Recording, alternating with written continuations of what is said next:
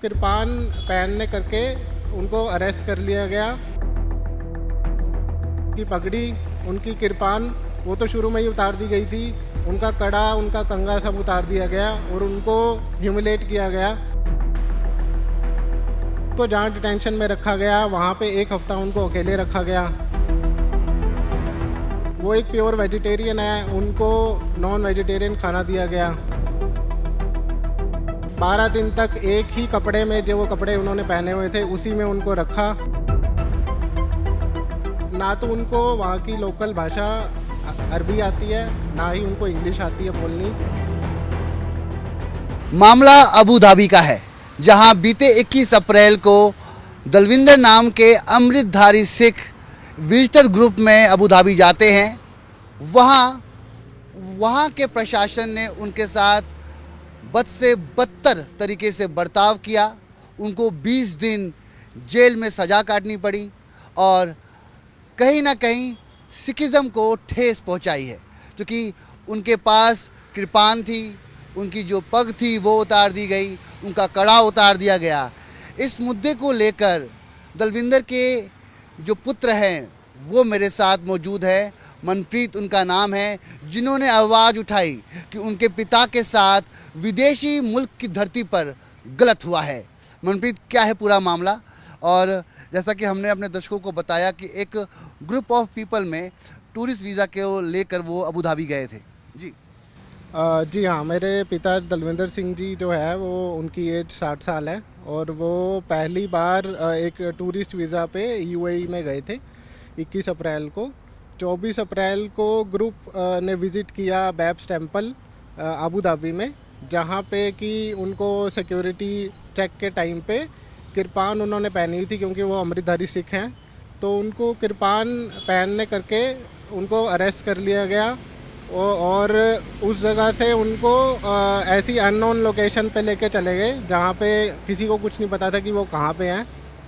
पहले 2 दिन तक जो उनके साथ थे उन्होंने पता करने की कोशिश करी कि वो कहाँ पे हैं, और अगले दिन ही एम्बेसी के जो वहाँ पे रिप्रेजेंटेटिव थे उन्होंने आके पता करने की कोशिश करी, पर उनको कोई जवाब नहीं मिला।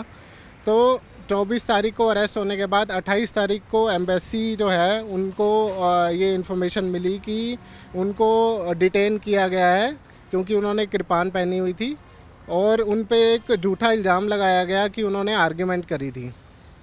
अब ना तो उनको वहाँ की लोकल भाषा अरबी आती है, ना ही उनको इंग्लिश आती है बोलनी, तो आर्ग्यूमेंट तो होना बेसलेस है। और ये बात मेरे पिताजी ने कंफर्म भी करी कि उन्होंने कोई आर्ग्यूमेंट नहीं करी, उन्होंने सिर्फ पानी मांगा था, क्योंकि वो बहुत ही ज़्यादा टेंशन में आ गए थे कि ये क्या हो गया। उनको ये समझ नहीं आ रहा था कि ये एकदम से क्या हो गया, कि उनको कृपान करके इतना, मतलब ऐसा क्यों करा जा रहा है उनके साथ, उनको कुछ वहाँ समझ नहीं आ रहा था। तो इस बात को कोर्ट ऑर्डर में भी ये लिखा हुआ था कि कोई और चार्ज नहीं है, सिर्फ डिस्टर्बिंग पब्लिक सिक्योरिटी। उन्होंने कृपान को वेपन समझ के उनको अरेस्ट कर लिया। अब उनको जहाँ डिटेंशन में रखा गया वहाँ पे 1 हफ्ता उनको अकेले रखा गया और उनको शुरू से ही, वो एक प्योर वेजिटेरियन है, उनको नॉन वेजिटेरियन खाना दिया गया। तो वो नॉन वेजिटेरियन वाला हिस्सा हटा के जो बचा कुचा खाना था उससे उन्होंने सर्वाइव किया वहाँ पे। और उसके बाद उन्होंने जो है उनको 12 दिन तक एक ही कपड़े में, जो वो कपड़े उन्होंने पहने हुए थे उसी में उनको रखा। हमारे कपड़े देने के बावजूद भी उन्होंने बोला कि हम दे देंगे, पर उन्होंने नहीं दिए। और उन्होंने उनको ऐसी जगह पे रखा जहाँ पे बाद में कि जो साथ के जो डिटेनी थे उनके साथ वाले, उनको वो रोज़ सिगरेट प्रोवाइड करते थे और वो अंदर पूरा दिन सिगरेट पीते थे, तो उनको उस स्मोक के अंदर रहना पड़ता था पूरा दिन। उनकी जबरन उनके पगड़ी, जब उनको डिटेन किया गया, उनकी पगड़ी, उनकी कृपान वो तो शुरू में ही उतार दी गई थी, उनका कड़ा, उनका कंगा सब उतार दिया गया और उनको ह्यूमिलेट किया गया, बेयर हेडेड उनको रखा गया वहाँ पे। और उसके बाद जो है हम वहाँ पे जब गए उनका पता करने के लिए, तो हमें कुछ नहीं बताया गया कि वो कहाँ है कहाँ नहीं है। और जब उनको कोर्ट ने ऑर्डर दे दिया कि डिपोर्ट करना है, उनको कोई जेल नहीं थी, तब भी 15 दिन तक उस चीज़ को इंटेंशनली डिले किया गया डिपोर्टेशन को।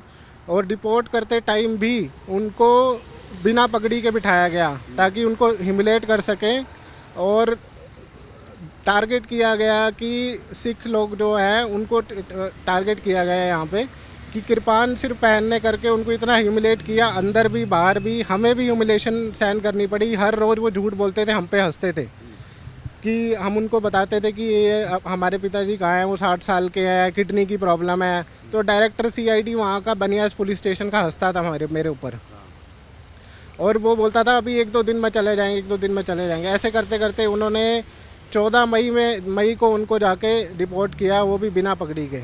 तो ये सारी चीज़ें जो हैं मेरे हिसाब से, तो मैं अपील करता हूँ दिल्ली सिख गुरुद्वारा प्रबंधक कमेटी और शिरोमणि गुरुद्वारा प्रबंधक committee, government of India including ministry of external affair की वो इस मैटर पे जो है इसके ऊपर आवाज़ उठाएं कि ऐसा क्यों हो रहा है सिखों के साथ पूरे वर्ल्ड में, जबकि ये एक 5th लार्जेस्ट रिलीजन है वर्ल्ड का। और अबू धाबी यूएई जो अपने आप को एक रिलीजियस टॉलरेंट कंट्री बोलता है और इनवाइट करता है टूरिस्ट को, ये वो बर्ताव कर रहा है टूरिस्ट के साथ, तो कौन वहाँ जाएगा। मैं तो सबसे ये बोलता हूँ कि वहाँ जाने से पहले 10 बार सोचें कि वहाँ जाना भी चाहिए कि नहीं जाना चाहिए। बस मैं यही बोलता हूँ कि ऐसा वाक़या किसी और के साथ ना हो। प्रशासन ने, वहाँ के प्रशासन ने आपकी मदद करी? जो हमारी एम्बेसी है वहाँ पर, उसने आपके साथ संपर्क साधा? जो आपने दिक्कतें बताई, क्या आपने उनको बताई कि ऐसा ऐसा हो रहा है? हाँ जी, उनको सब पता था, एम्बेसी ने कोऑपरेट किया था। वो हमेशा अपना एक रिप्रेजेंटेटिव साथ भेज देते थे जब भी हम बोलते थे, क्योंकि उनके ऊपर भी कहीं ना कहीं प्रेशर था। मल्टीपल जगह से कॉल आ रहे थे उनको कि इस केस पे वो कुछ करें। पर मैं ये बोलूँगा कि एम्बेसी ऑफ इंडिया जो अबू धाबी में बैठती है उसकी ज़्यादा कोई से नहीं है वहाँ पे। मतलब वो कुछ कह भी दें तो वो इतना नहीं सुनते उनकी बात, और अगर वो उनको लेके जाता था तो प्रोसेस उल्टा डिले हो जाता था, क्योंकि वो बोलते थे कि मिनिस्ट्री ऑफ फॉरेन अफेयर्स के थ्रू आओ आप। कैपिटल में परिवार रहता है आपका? हाँ जी, हाँ जी। और पिताजी को बाहर भेजने का ये जो निर्णय लिया था, पहली बार लिया गया? फर्स्ट टाइम गए थे? हाँ जी, फर्स्ट आपने ही टाइम। सबको अरेंज किया था? हाँ जी, नहीं, एक कंपनी जो है जिसका मतलब वो करते एजेंसी ली हुई है, उन्होंने उनको भेजा था।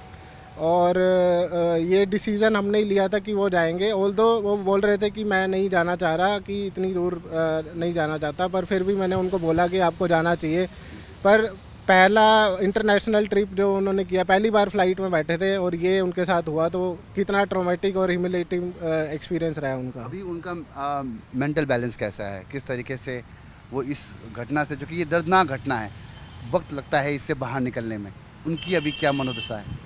अभी वो रिकवर करने की कोशिश कर रहे हैं इस चीज़ से कि मतलब उस बारे में बात ज़्यादा ना करें। लोग भी यही बोल रहे हैं कि आप उस वाक़ये को भूल जाएं, पर मैं ये चाहता हूँ कि ये चीज़ किसी और के साथ ना हो। और ये जो हुआ है, उनको तो नहीं पता कि ये रेज़ किया जा सकता है या नहीं किया जा सकता। वो एक सिंपल लाइफ जी रहे हैं, वो रिकवर करने की कोशिश कर रहे हैं अपनी तरफ से।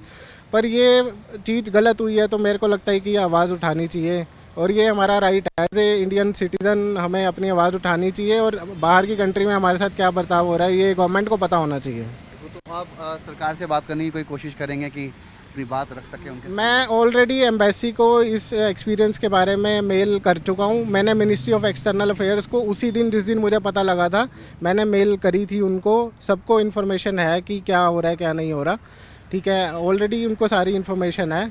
बस मैं ये चाहता हूँ कि वो एक्ट करें, और यूएई के जो काउंटर पार्ट हैं, अथॉरिटीज़ हैं, उनको ये क्वेश्चन रेज करें कि आपने ऐसा क्यों किया, और ये ऐसा ना हो, इस चीज़ को इंश्योर करें। और भविष्य में कोई लोग, अन्य लोग अगर विदेशी धरती पे जाते, उनके साथ भी ऐसा ना हो, ये बर्ताव ना हो। क्योंकि 60 साल की उम्र में इनके पिताजी इतने वर्षों बाद पहली बार विदेशी धरती पे जाते हैं, और उनके साथ इस तरीके का बर्ताव होता है जो कि काफ़ी निंदनीय है। मनप्रीत अपने पिताजी के लिए आवाज़ उठा रहे हैं, मगर उन तमाम लोगों के लिए ये एक मैसेज है जो बाहर जाते हैं, वो उस देश के जो नियम कायदे कानून हैं उसको देख परख कर जाएं। मगर बता दें आपको कि अबू धाबी में इस तरीके से ऐसे कोई घटना निकल कर सामने नहीं आई। वहाँ काफ़ी संख्या में सिख जाते भी हैं, मगर ऐसा बर्ताव मनप्रीत के पिताजी के साथ क्यों किया गया, ये सवालों के घेरे में है। नई दिल्ली से कैमरामैन संजीव वर्मा के साथ मैं रवि मिश्रा, न्यूज़ 18।